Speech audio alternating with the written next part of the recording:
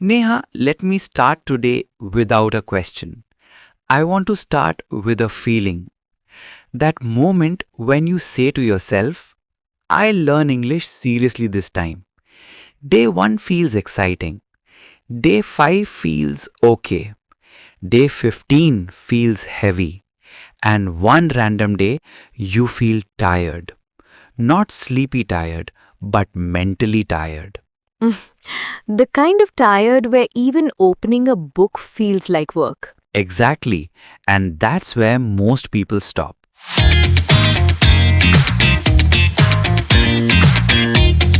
Neha, why does learning English drain people so much?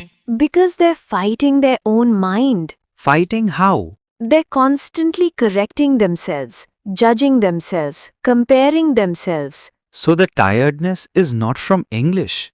It's from pressure. Let's say this clearly to listeners. Feeling tired while learning English is normal. Very normal. It doesn't mean you're weak. Or bad at English. It means your brain is learning something new. Growth always feels uncomfortable first. Can I be honest? Always? There were days I opened an English video and closed it in 10 seconds. Mood. I'd say, tomorrow I'll be more motivated. And tomorrow says, not today, friend. What's the biggest mistake people make when they feel tired? They stop completely. All or nothing mindset. Yes, instead of slowing down, they quit. But learning doesn't need speed. It needs consistency. Here's something important. Slow English is not bad English. Absolutely. Even one sentence a day counts. Even listening without speaking counts. If you're listening right now and thinking, I feel tired of English, pause. That doesn't mean stop. It means rest, not quit. Neha, some people say, I am lazy. They're not lazy. They're overwhelmed. Exactly. We're very kind to others. But very strict with ourselves.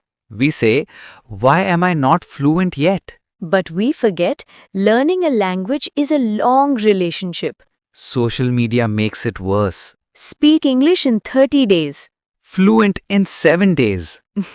Even coffee doesn't work that fast. Let's redefine success for listeners. Success is not fluency. It's continuation. Showing up again, even tired. When someone feels tired, what should they do? Change the way, not the goal. Instead of reading, Listen. instead of speaking, Think in English. English doesn't always need books. Songs help. Short videos help. Casual listening helps. Some people say, I learn English when life is free. Life never sends that invitation. English learning is emotional. Because it touches confidence, Self-image. fear of judgment. Some days will feel heavy. Some days boring. Some days you'll doubt yourself. That doesn't cancel progress. One powerful idea. Don't break the chain. Even 5 minutes keeps the chain alive. 5 minutes feels too small. But 0 minutes is dangerous. Neha, there's a moment many learners don't talk about. Not dramatic quitting. Not angry quitting. Quiet quitting. That slow fade. Yes, you stop watching videos, stop practicing, not because you decided to quit, but because you felt tired for too long. And tiredness slowly becomes distance. Why is this phase so dangerous? Because it feels logical. Logical? Your mind says, I'm tired, so I'll take a break. But the break has no return date. Exactly. Let's clarify something important. Rest is healthy. Stopping is not. Rest has intention. Stopping has avoidance. Rest says, I'll come back. Stopping says, maybe later. Maybe later is a very dangerous sentence.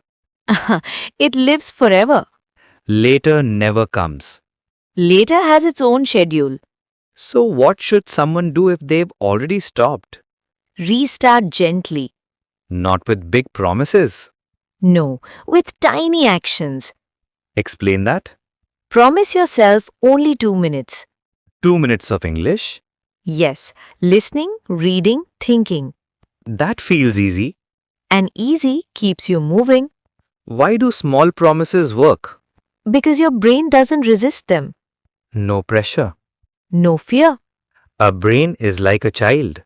A very emotional child. You say, study for 1 hour. Brain runs away.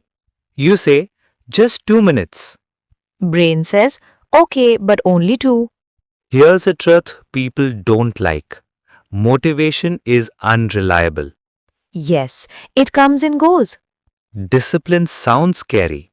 But gentle routine works better. What does a soft routine look like? Same time, small effort, No pressure to perform. just showing up Sometimes we should stop studying English. and start living with it. Music, stories, podcasts. Passive exposure heals tired minds. Many people feel guilty when they only listen. But listening trains rhythm, Tone. flow. Fluency doesn't announce itself. It sneaks in. One day you realize You understood without translating. you replied without thinking. That moment feels magical. Like, oh, I spoke. And nobody clapped. But inside, you did. One thing drains learners fastest. Comparison. My friend speaks better. Others are faster. That thought steals joy. Everyone's English journey is different. Different speed, different struggles. Same destination. Here's a powerful practice. Speak even when tired. Not perfectly, Not confidently. just honestly. When English connects to emotion, It stays longer. talk about your feelings. Your day, your thoughts. Quick, gentle pause. If this conversation is calming or motivating you in any way, your one click supports us a lot. Like or subscribe only if you feel it helps you. Alright, let's continue. Bad days happen. They don't cancel progress. They are part of it. Some days English feels easy. Some days even hello feels advanced. Learning English is like planting a seed, You don't see growth daily. but roots are forming. Excitement fades. Boredom comes. Staying anyway is growth. If someone listening remembers one thing, Don't stop when you feel tired. slow down. Rest. Neha, learning English changes more than language.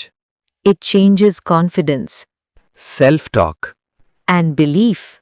And with that calm thought, we'll gently close today's episode of Daily Communication Star.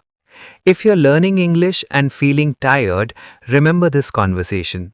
You don't need to be fast. You don't need to be perfect. You just need to continue. Be kind to yourself. Your English journey is still moving, even on slow days. Thank you for spending these moments with us. Take care, keep going, and we'll meet again in the next episode.